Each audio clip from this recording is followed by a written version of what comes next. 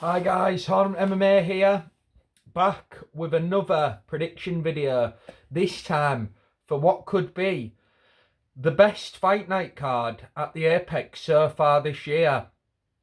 Fight night Kape versus Almabayev.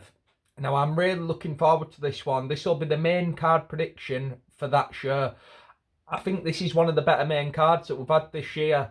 Last week Seattle card was pretty decent, but I felt like, there were certain moments on there that weren't quite up to scratch. But this one from top to bottom is definitely one of my favourites. We've got big names like Cody Brundage, for God's sake. Come on, the Apex King.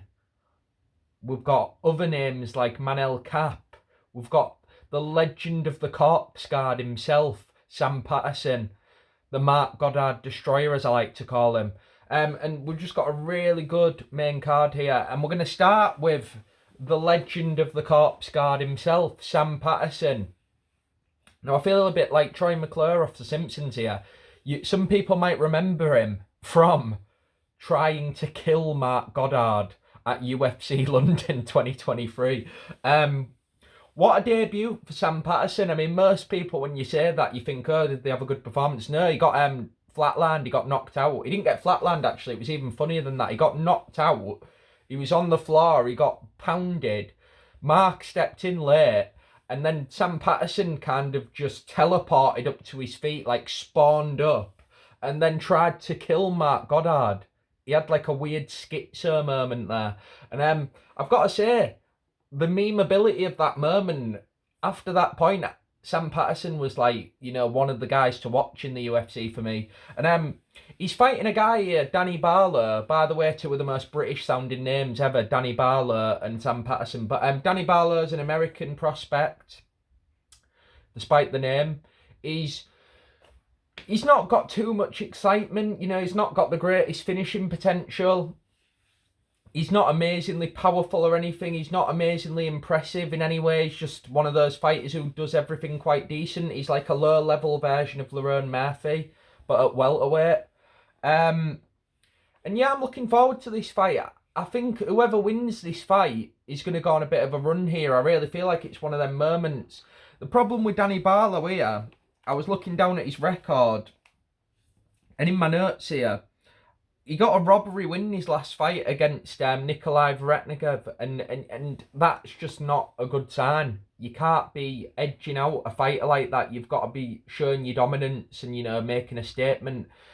And Sam Patterson's coming off two first-round submission finishes, which is, a sign that someone's, maybe got that next level in them when they're finishing lower level opposition, early. We see it with a lot of prospects when they start finishing people in the first round who are lower down in the rankings. You think maybe they're ready for that step up. And I feel like both of these guys are in a similar position, but Sam Patterson's just proven with his early finishes compared to Barlow in his last fight going to a decision, a split decision at that. I think Sam Patterson is just a level above. He's got a great regional career. He's always took fights against hard, tough opposition. And I just think Barlow's not going to be able to do anything here. He fades Barlow, so I think it's not going to be another first round finish for Sam. But I think the second round, he's going to get him. He's going to get him in a position he doesn't like on the ground, and he's going to take that back and get the submission. I can see it. And I think he's going to get a really impressive win here, because him and Barlow, people, I know that casuals or people who aren't in the know are going to think this is like a 50-50 fight, but I really think like Patterson's going to show his level here, and it could be a big breakout moment for him. So he had his wins over Kiefer Crosby in his last fight, really impressive performance. Had a win in Canada before that against a Canadian bum. Says it all, that was the card I think when Canadians didn't win one fight. So he's got a good career in front of him. I genuinely believe he could be a prospect in this welterweight division. He's huge for the weight class. He's up at weight now and he's looked good since doing it. The chin's a bit better, and I'm hoping that he can get a win here and then move on to the next one. Hopefully Mark Goddard isn't refereeing. Moving on. Fight number 2 on the main card. William Gomez versus Haider Emil. Now, Gomez got a really impressive win in his last fight against Anderson Brito. And Brito was coming off 5 consecutive finishes. And we know Britta is a very, very... And I remember watching that last fight, I actually picked Britta to win the fight. And Hard Ramil really impressed me. I'm sorry. And William Gomez really impressed me in that fight. The problem is, as I've got in my notes here, Harder Ramil does have power. And that is something that troubles these lankier guys with you know, these lower centre of gravity guys who've got power and swing hooks in. That can really cause problems because they like to keep it clean, they like to keep it range. You know, Gomez, he kind of reminds me of a points fighter kind of guy, a bit like a Adesanya, one of those lanky, rangy guys. But the thing is, unlike Adesanya, he ain't got the kicking game. And that's going to be a problem for him because we've seen later in Adesanya's career when he started to keep it, you know, a bit safer and throw more leg kicks other than, you know, the high kicks, even with Darren Till, you know. Sorry to bring Darren up, but these fighters, when they stop throwing those kicks, they become too one-dimensional. And I actually think this is going to be a sneaky upset. I think Haider Emil has got just that style to cause problems. And if we was picking this on resumes, you'd say there's only one winner here, William Gomez, but I always like to have an underdog pick on the card for you guys, and I think this is the pick. Harder Emil has shown in his fights that he's dangerous. He swings, but he doesn't always, you know, do it in like that kind of ridiculous Michael Chandler just looking like an absolute tard. He does actually set up shots as well. He does that thing where he'll go to the body, then he'll switch it up, you know.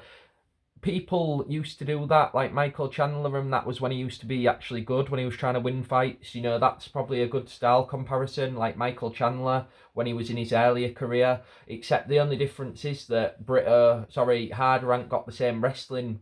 But as we saw in the Britta fight with Gomez, which was a split decision, he doesn't need wrestling. You know, he didn't have wrestling either, and he didn't need to use that anyway in that fight because he still caused Gomez problems by switching up the striking because he's one-dimensional, Gomez, and he just likes to throw a jab, land a leg kick. I don't know why I was throwing my fist when I said that, but he lands a jab, throws leg kicks, and then he'll come in with a hook now and again, but only when he knows it's there, so he won't take a risk and go into the pocket. He'll make sure they're coming to him and he'll get the counter hook. He likes to catch and shoot a lot, so he'll, you know, have a high guard. He doesn't like keep his hands low. He's one of these real stationary guys.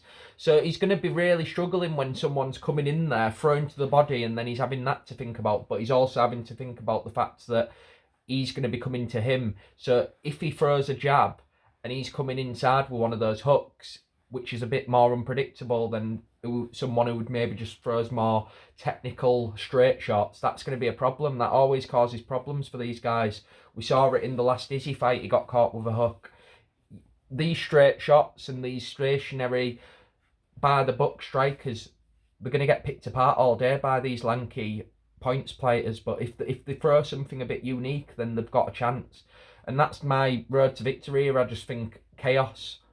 And there's one guy in this fight who's going to be more comfortable than the other.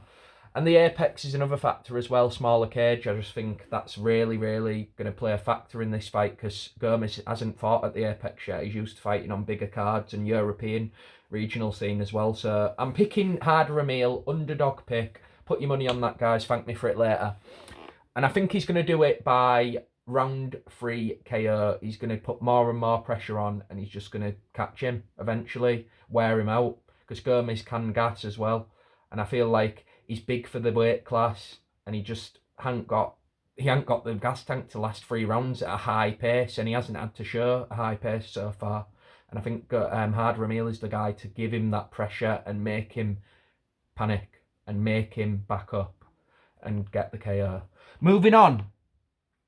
Fight number 3 on the main card, which, this is what I'm saying, great fight night Apex card. Nasrat Hakparast versus Esteban Ribovics. Now, Ribovics is literally coming off one of the fights of the year of last year on the main card of the Sphere. One of the biggest UFC cards of the entire of last year. And he's fighting on a main card, not even co-main event of the Apex. Amazing stuff. And he's fighting Nasrat Hakparast, who, I'll be honest with you, I was high on him. In his previous fights against Jamie Malarkey, amazing knockout, amazing performance. That was before we knew Malarkey was going to go on that skid and get cut.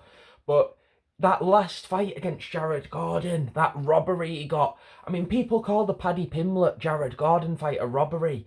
This was next level. Like, Jared Gordon was outstriking him. He was landing the more significant shots, and Hapras got away with one there, split decision. And he's saying he's in his prime in interviews during media week, but he looked like he was declining in that fight. And he's a young guy, he's only like 29, 30, but he's fighting someone here who is, you know, like in the last fight, Hard Ramil, imagine that, but 10 times the ability and 10 times the speed and ferocity. That is what Ribovich brings to the game. And the difference between this fight and the last fight is, and the one thing Hapras does have on his side, is that he is very, very good at grappling. And I feel like that's the only saving grace in this fight, because if this stays on the feet, he is not going to be able to handle the pressure in the kitchen. He ain't fighting Jared Gordon, who's got pillow fists. He's fighting a guy who can hurt him here, and a younger guy at that. And I just think this could be a really bad matchup for him. But I'm still going to pick Hapras, and the reason for that is because of that grappling. I feel like that is going to save him in this fight, and Hapras is not one of those fighters who's just going to let this slip away from him, because he knows that if he slips down any further in this lightweight division, it's too much of a stacked division. You don't get chances. You need to be doing something and getting wins all the time, or you're going to slip out of people's minds. And he's on a streak at the minute. He may have been unimpressive against Gordon, but I think he's going to really, really think and do different things in this fight. Because in the Jared fight, he just didn't use his brain, and he didn't use that grappling. He stayed on the feet. He tried to outman Jared. He knows that Esteban Ribovich is a different, completely more ferocious prospect here, and he just can't afford to take them risks. And I think the fear is going to fuel him. He's going to use his grappling, and he's going to fight himself to a very good, I think it's going to be a decent fight, but a very, one of those in and out, another day at the office decisions where he just does what he needs to do to win. He ain't got a crowd to play to here. The Jared Gordon fight was in front of a crowd in Saudi Arabia. This fight, no fans, and I think that's going to mean that he ain't going to be influenced by any crowd to go and have a war. He's just going to be clever and calculated, and I think he'll grapple his way to a decision. Moving on, the co-main event of this fight night, the legendary Cody Apex Brundage versus Julian Marquez. Now, Brundage, in his last fight, got some more unneeded brain damage. He got hit to the back of the head by Abdul Razak, and you know, that Hassan Razak guy's just a scumbag. Don't like him at all. His comments he's made in the past outside the cage, I just think it's a complete piece of, you know, and he's just not a very likeable guy. And in the last fight, he showed his true colours, and he hit Cody with a terrible back of the head shot. I remember watching that. There was a lot of commotion about it. You know, people were calling Cody a bit of a pussy, but Cody Brundage has took enough blows to the head. He's had enough brain damage in his career, so we don't want another Brendan Schaub thing here, you know. We don't want him going to try and have a comedy career, you know. We don't want him to go too CT'd out. So I understand him saving himself in that fight. He was probably going to get beat up. He was a huge underdog in that fight. He was probably doing it for the payday. And he's just come off the Bo Nickel performance as well before that, which was embarrassing in a way, but at the same time, people look at Bo Nickel as this massive prospect, so people want too hard at him about that performance. But I think it wasn't very good, especially when you look at the Paul Craig fight after that. So I think Brundage has shown, and in hindsight even more so, we can see that he's just really not at any kind of level where he's going to make a run. He's only 30 years old, believe it or not, but he's not going anywhere in the UFC. I can see him not wanting to do this for much longer, to be quite honest with you. He just doesn't look like he's in there to win. And Julian Marquez, he's not by any way a talent. He's 9-5. This is like his, I think, second UFC fight. But one thing that I don't see many people talking about in the predictions I've seen, he's got some great chokes from all angles. He's got an anaconda, a front choke, and guillotine. And I think that's just in his last 5 fights, within the last 5 fights. And he's done it, you know, against decent opposition as well. you know, I don't mean anything high class like up there, but people were winning records because 2 of them were on the regional scene and one of them was in his last fight in the UFC.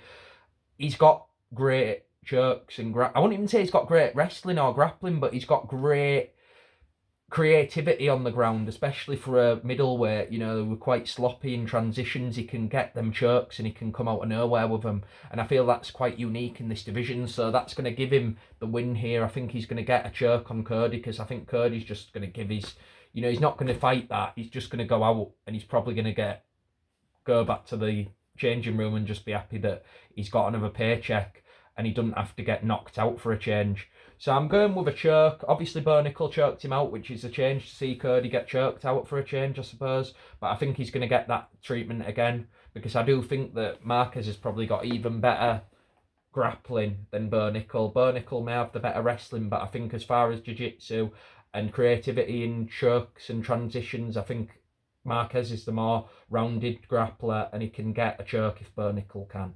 So that is my prediction. Burnicle, I thought he'd knock him out. Punjab showed me an even lower level he can get to where he's getting choked out now as well. So I can't see him getting anything out of this fight. I think he's going to get embarrassed and he's probably going to think about retiring. Moving on to the main event, the one we've all been waiting for. The legend Manel Kape versus, how do you pronounce his first name? Asu. I didn't know if it was like Asu. But Asu Almabayev. This guy. Asu Almabayev. I'm sick of these guys' names, man. These guys with the Y-E-V at the end, just, they're all, you know what you're getting, don't you? Manel Kape's getting grappled, fucked in this fight. One good thing is that Manel Kape is one of those fighters who tries, even when he fought Makayev, he didn't give up positions.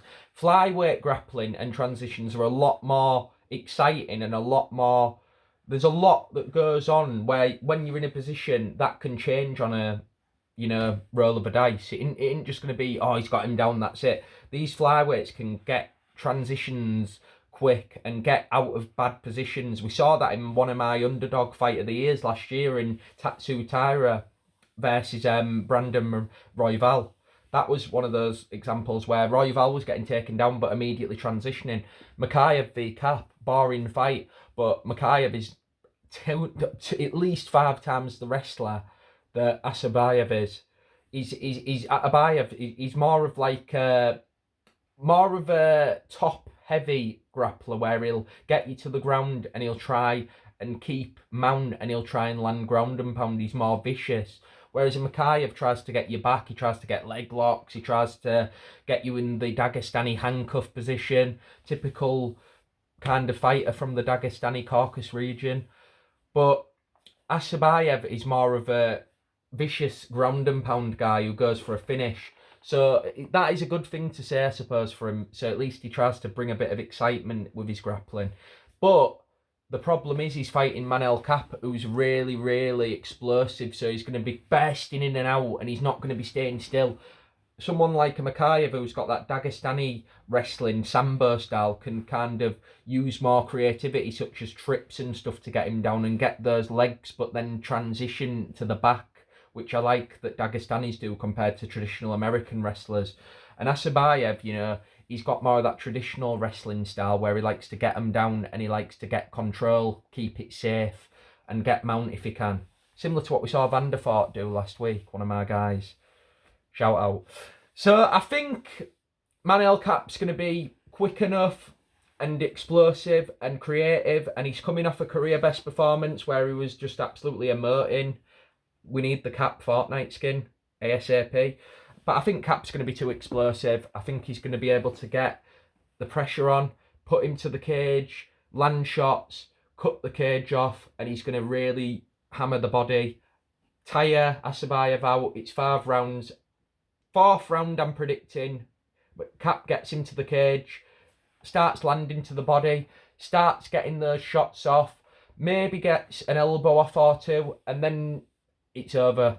I think he's just going to absolutely pummel him. And I think when it gets to the point where he goes for a panic takedown, Kape's just going to knee him and he's going to really, you know, like similar to the finish that you saw Curtis Blades, which is a random comparison to a flyweight fight, in his fight against Jailton Almeida. Imagine that finish. It's going to be one of those where he just lands shots while he's clinging to his leg, and then he's just going to keep hammer fisting, and it's going to be lights out for Asu Almabayev, and he's probably going to be forgotten about because these guys from these regions just seem to retire once they lose a fight.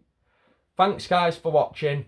Hope you enjoyed the prediction. I hope this is going to be as good as I think it'll be. I think it's a great fight night, and I hope that the GOAT, Manel Kape, proves everyone why he is the king of the Africans. Thank you. Bye-bye. And good night.